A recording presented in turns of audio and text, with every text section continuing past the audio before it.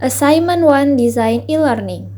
Assalamualaikum warahmatullahi wabarakatuh. Pada kesempatan kali ini saya akan memaparkan tugas 1 Desain e-Learning.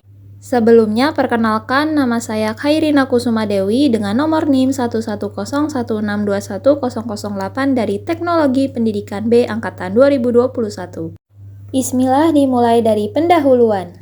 Dimulai dari pengertian e-learning. Makna sederhana e-learning, yaitu e-learning merupakan pembelajaran yang disampaikan dengan menggunakan teknologi.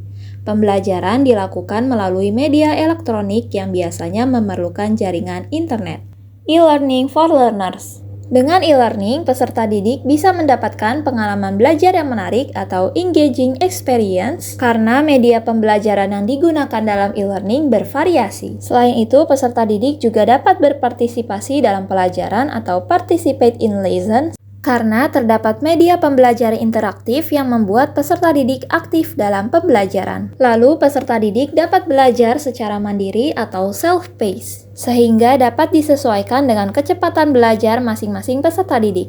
Next, e-learning for schools, yaitu materi yang konsisten atau consistent material, lalu evaluasi yang tidak memihak atau impartial evaluation, kemudian pembaruan instan atau instant updates, dan penghematan biaya tambahan atau overhead saving karena dengan e-learning bisa dilakukan di mana saja dan kapan saja. Sehingga dapat menghemat biaya seperti biaya transportasi, biaya mencetak, dan lain sebagainya. Selanjutnya adalah pembahasan terkait analisis kasus pembelajaran daring. Kasus pembelajaran daring yang akan dibahas adalah terkait problematika penerapan model pembelajaran e-learning di SD Paramaut Palembang yang meliputi kesulitan dalam pengukuran penilaian afektif dan psikomotorik siswa, rendahnya motivasi belajar siswa selama pandemi, serta kurangnya dukungan orang tua kepada siswa dalam belajar. Pelaksanaan pembelajaran daring oleh guru diselenggarakan menggunakan sistem pembelajaran e-learning dengan menggunakan media Zoom Cloud Meeting yang dikolaborasikan dengan berbagai aplikasi yang mendukung seperti YouTube, PowerPoint, kemudian Microsoft Word 365, Google Classroom, Google Forms, dan aplikasi WhatsApp. Kemudian berikut ini adalah tahapan pelaksanaan pembelajaran daring. Yang pertama, tahap pra-pembelajaran instruksional. Guru memeriksa kesiapan peserta didik. Yang kedua, tahap instruksional. Guru menunjukkan penguasaan materi pembelajaran.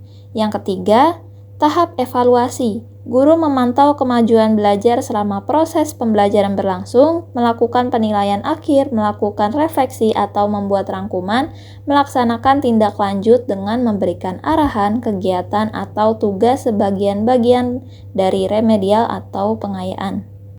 Selanjutnya adalah analisis pembelajaran daring dari 4 komponen e-learning. Yang pertama, clicking doesn't always create meaningful interactivity. E-learning tidak selalu menciptakan interaktivitas yang berarti.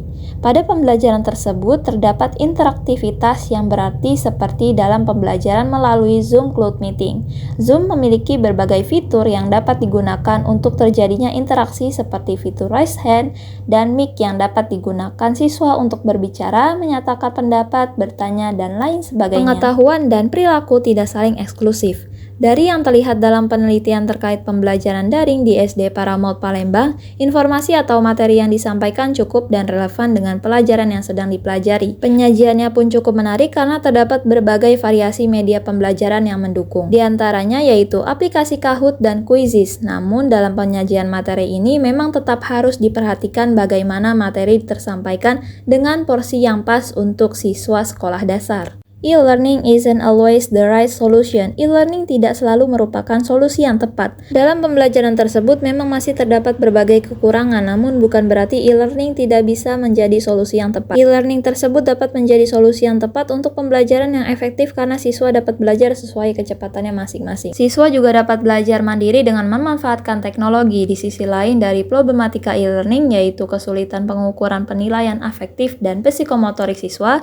untuk kasus tersebut menurut saya e-learning bukanlah solusi yang efektif, karena untuk itu lebih baik dilakukan secara tatap muka. E-learning lebih dari instructional design. Dalam penerapan e-learning tersebut, pembelajaran tidak hanya sebatas siswa menggunakan teknologi dalam pembelajaran, akan tetapi pembelajaran dengan memanfaatkan teknologi tersebut juga didesain atau dirancang, seperti penggunaan media Zoom Cloud Meeting yang dikolaborasikan atau dikombinasikan dengan berbagai aplikasi yang dapat mendukung pembelajaran. Kemudian terdapat pelaksanaan pembelajaran yang dirancang menjadi tahapan pembelajaran. Jadi e-learning atau pembelajaran daring di SD Paramaut Palembang yang telah diterapkan, setelah dianalisis pembelajaran tersebut merupakan e-learning yang sudah cukup baik khususnya sebagai solusi untuk pembelajaran pada masa COVID-19 yang juga telah didesain atau dirancang untuk siswa sekolah dasar walaupun masih terdapat berbagai kekurangan dalam e-learning tersebut.